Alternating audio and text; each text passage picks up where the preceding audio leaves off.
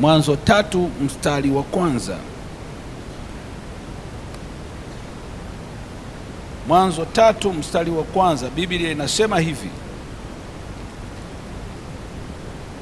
basi nyoka alikuwa mwelevu kuliko wanyama wote wa mwituni aliowafanya Bwana Mungu. Akamwambia mwanamke, ati hivi ndivyo alivyosema Mungu, msile matunda ya miti yote ya bustani? Bwana asifiwe. Maana yake ukikosa kuwa na ufahamu wa neno la Mungu, utashawishika pamoja na mamlaka ulionayo. Utaona kuna mambo mengine, ile namna ya mazingira kuzunguka yatakufanya uone kuna vitu kwako yamkini haviwezekani.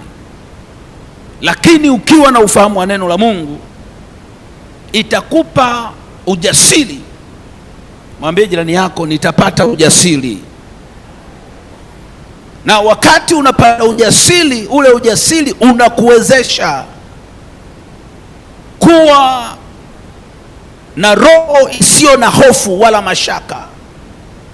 Hata kama shetani atakuonyesha kwamba jambo hili linaweza lisitimie, lakini ukiwa na ufahamu wa neno la Mungu, ukiwa na ujasiri, hautaogopa. Na ukionyeshwa mazingira kwamba jambo hili haliwezekani, utasema inawezekana, kwa sababu unajua kwa Mungu yote yanawezekana. Na hii itakusaidia ili usipoteze focus ulionayo. Bwana asifiwe. Hivi unajua kinachosababishaga watu wanapotea kwenye malengo waliokuwa nayo ni nini? Ni pale alipo na malengo, alafu yale malengo alionayo kabla hayajatimia, anasikia kama malengo yanachelewa, alafu anakutana na ugumu unaomsababisha aone kama vile haya malengo yamkini yanaweza asifike. Na akishafika mahali akawa na hofu juu ya malengo alionayo, shetani anapata mlango. Hata kama una mamlaka juu ya eneo hili, utajikuta ujasiri ndani ya moyo wako unayeyuka. Ninakuombea Mungu akupe ujasiri katika jina la Yesu. Namba mbili, tuwe na maarifa sahihi juu ya neno la Mungu. Tuwe na maarifa sahihi juu ya neno la Mungu. Maarifa sahihi. Ukikosa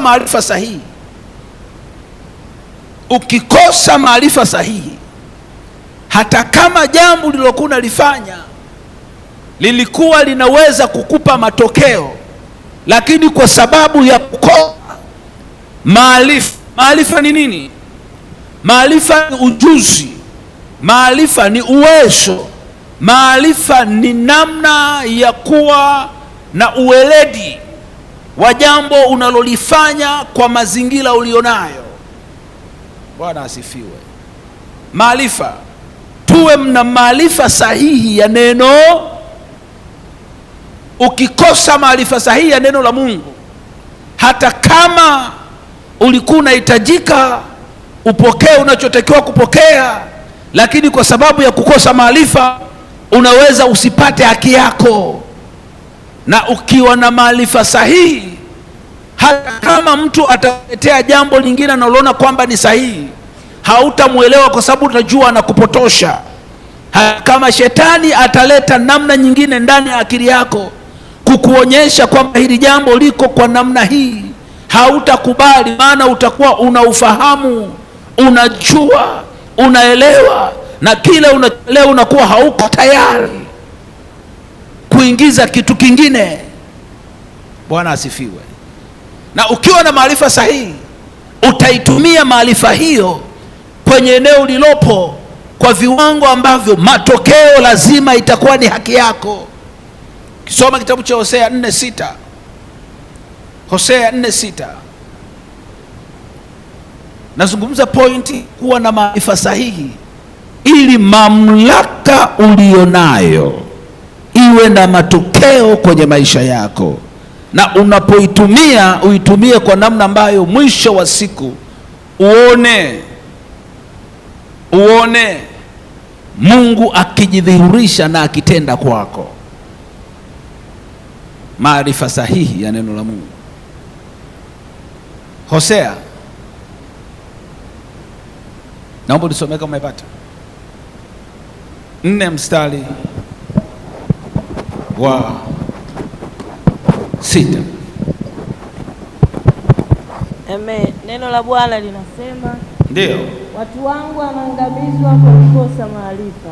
Watu wangu wanaangamizwa kwa kukosa maarifa. Kwa kuwa wewe umeyakataa maarifa. Kwa kuwa wewe umeyakataa maarifa, mimi nami nitakukataa wewe. Na mimi nitakukataa wewe. Usiwe kuhani kwangu mimi. Usiwe kuhani kwangu mimi. Kwa kuwa umesahau sheria ya Mungu wako. Kwa sababu umesahau sheria ya Mungu wako. Maana yake ni kwamba unapokuwa na mamlaka, wanaokuwa mamlaka ni wale, nikwambia, mamlaka ya kikuhani, mamlaka ya kifalme. Ukiwa na mamlaka alafu ukawa huna maarifa, mamlaka ulionayo utaipoteza.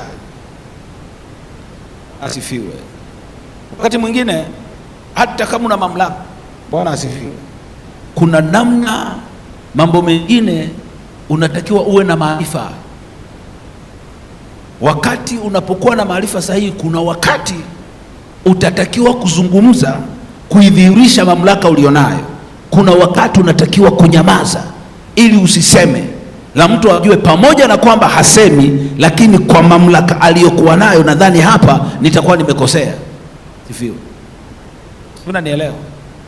Na wakati unafanya hivyo, maana yake utatumia neno la Mungu kwa usahihi, na ule usahihi utakusaidia upate majibu ambayo watu kwenye eneo lako wasikuchukulie kawaida.